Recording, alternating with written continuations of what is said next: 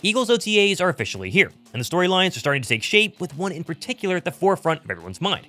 Plus, a new update on Jalen Ramsey and his trade situation that you're not gonna like, and the NFL is attacking the Eagles once again, but in a completely different way. I'm Thomas Mott, this is the Thomas Mott Show.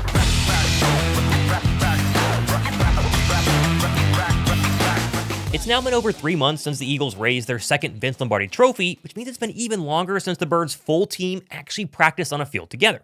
All that, of course, changes this week, as OTAs means it's our first time to look at new faces in new places, and sadly, a lot of hot takes during the Birds' next 3 practices over the course of this week. By hot takes, yes, I do mean hot takes, as the Eagles will A, not be putting on pads at all, so we're all judging non-contact practices this week, and B, not even running any sort of 11-on-11 drills. Just know that everything you see is not necessarily an implication of what the Eagles are going to look like. For instance, who can forget this beauty of a headline during last year's OTAs stating Kenny Pickett was outperforming Jalen Hurts, which turned out was merely just one reporter noting that Kenny Pickett was a little more accurate than Hurts on that particular practice. But of course, the media took it, ran with it, and we had a lot of people worried about the eventual Super Bowl MVP all offseason long. So, yeah, OTAs, I love them, they're great, we're going to learn a lot, but take everything you hear the next couple of days with a massive grain of salt. Although, to be fair, this doesn't mean we don't take away anything from the next couple of OTA practices, because this time last year, we got our first glimpse of Vic Fangio's love for Zach Bond. The eventual All-Pro started every single OTA practice as LB1 alongside then Devin White. Likewise, draft picks Ringo Mitchell and Cooper DeJean also flashed a lot in their first OTA practices as really their welcome to the NFL moments. So to make things simple, here's what I'm looking for as the Eagles take the OTA practice field in the coming days, the actual storylines that are really going to matter. First off, what does the cornerback lineup actually look like? Because we know Kelee Ringo will likely start opposite of Ringo Mitchell on day 1, but who do the Birds consider to be their third best corner on the roster? Is it Eli Ricks or the almost now forgotten early Frazen addition, Adoree Jackson? The same can go for the wide receiver spot, who actually pulls ahead in a very crowded wide receiver 4 battle that includes names like Johnny Wilson, DariusSmith, and of course newcomer Terrence Marshall Jr. And of course, finally, the safety spot, because just like the cornerback spot, I expect it to be Sidney Brown starting alongside Reed Blankenship, but who the Eagles view as their third best safety? Is it Tristan McCollum, Lewis Cine? How about Drew Mukuba? All of these are going to be fascinating to see to play out the next couple of days. And that, of course, does lead us naturally to how do the rookies look this early on during the offseason. Personally, again, I can't take much from both offensive or defensive linemen because practicing without pads, really hard to judge. Their lone job this week, especially the O-lineman, is to just take good notes when Jeff Stoutland begins to teach. But we can wonder, how does Kyle McCord compare to his QB3 rival in Dorian Thompson-Robinson? Will Mack and Smile look like rookies who actually need a lot of work, or they can provide a little bit of spark? And of course, what does Jihaad Campbell even do this week? We practice, just watch, do drills on the side? Honestly, who knows? But again, that's the beauty of OTAs. It's our first look at the 2025, this year's edition of the Philadelphia Eagles. I'll cover it all here. This is your one-stop shop. Be sure to subscribe.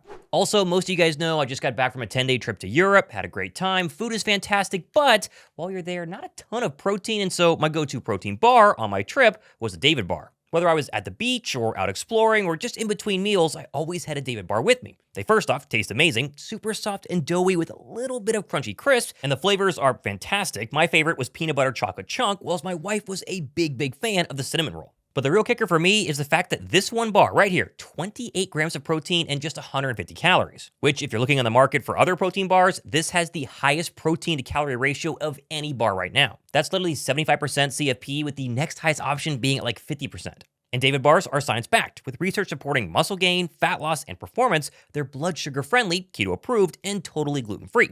No spikes, no junk, just clean fuel. When it comes to different protein bars, there's like a billion on the market whenever you go to the store. Big difference though for the David protein bar, I think, is taste and then the ingredients inside. Taste though to me gotta be number one, because most protein bars, it's either like eating like a candy bar, it's way too sweet, or they just taste terrible. These things are the best tasting ones I've tried. If you're ready to increase your protein without adding any sort of unnecessary calories, just head to davidprotein.com or go to the link down below in my description box, and you'll get a free carton with an order of 4 or more. Trust me, try them. If you're looking for a new protein bar, these are the ones. Check my link down below right now. Now, we also need to keep an eye on who's not at OTAs, as they are technically not mandatory, at least until the final one is on June 10th. As you remember last year, James Bradberry did not attend any OTAs, like he did was then ongoing battle to either get trade or cut post June 1st.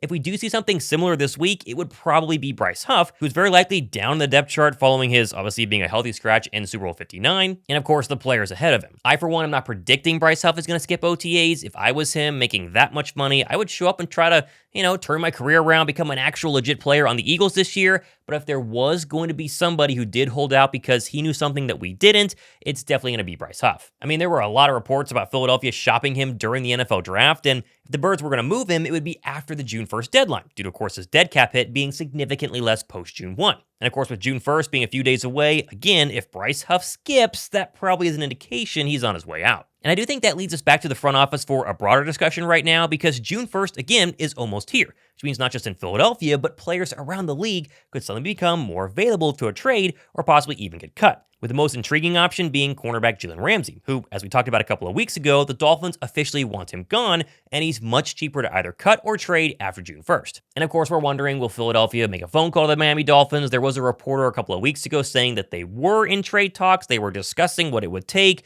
Nothing came to fruition, so if that ramps back up, will Philadelphia be interested? There's a report from ESPN that says probably the opposite. And that, of course, came from Jeremy Fowler, who did confirm once again the Dolphins are engaged with multiple teams on the Ramsey deal. The problem is he listed those teams as the LA Rams, Dallas Cowboys, and Washington Commanders. Now, Dallas has the most open cap space right now of any of the three teams, obviously plus Philadelphia, but Dallas also must pay Micah Parsons sooner rather than later.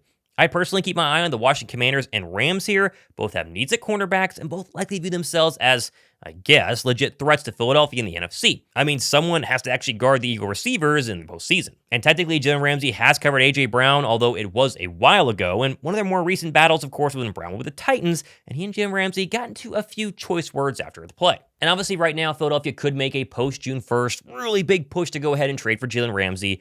I just don't think it's necessarily that likely unless they want to, battle out with the Washington Commanders to go ahead and get him. I do think, though, OTAs will play a very important role in the Eagles' overall evaluation of the cornerback spot. If they look rough during OTAs, maybe Rams becomes more of a possibility. If Kelee Ringo balls out, then there's no need to call the Rams. Now, I think the other big story that no one is talking about right now is the possibility of the NFL quietly trying to go after the Philadelphia Eagles again, this time in the way they conduct business, as just yesterday, quote, the NFL commissioner, Roger Goodell, said owners had a lengthy discussion at the league meetings about the salary cap system, how well it's working, whether teams are operating within its intended spirit, and what changes might be needed in the next round of collective bargaining with the players' union.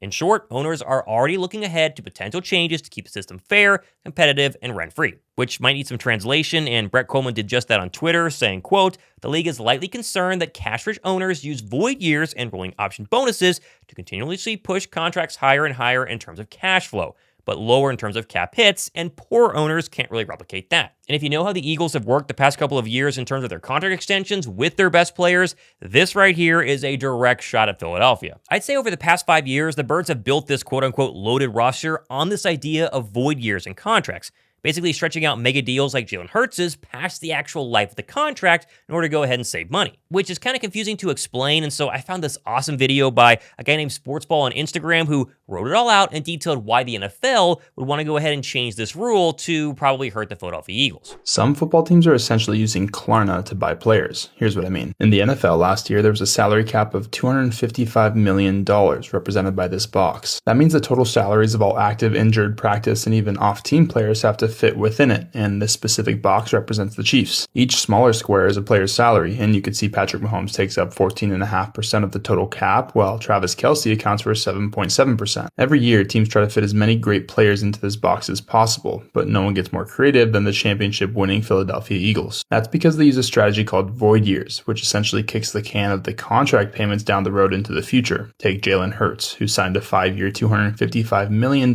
contract in 2023. On paper, that's $51 million per year through 2028 and would have taken up 20% of the Eagles' cap last year. But instead, the Eagles use void years to spread payments out until 2032. 4 years after Hurts's contract is set to expire. This lowered the impact of Hurts's contract on the salary cap and allowed the team to spend more on players to surround him. Think of it like personal budgeting. Imagine your monthly budget is $1,000 and your expenses total $700, but you want a new car. A 36-month loan costs $400 per month, putting you over budget, so instead you take a 60-month loan, lowering the payments but extending them by an extra 2 years. And that's pretty much what the Eagles are doing with their contracts, swiping the credit card now and worrying about the costs later. This chart here shows NFL teams' committed payments over the next 5 years. The gray line represents the league average, and by 2030, most teams will owe little to nothing, with 23 of them having zero committed payments. The Eagles, however, have already earmarked $129 million for 2030, the highest in the league by far and nearly half of what last year's cap was. It might sound reckless, but with the salary cap rising an average of 6.7% annually over the last decade and expected to keep growing, these future payments will take up a smaller share of the total budget. That means the financial hit may not be as significant when the time comes to actually pay the piper. The moral of this story, though, is that Philadelphia's top contracts, as we saw in the video, all pay up around 2030, which is technically good news because despite the NFL wanting to possibly change how this works,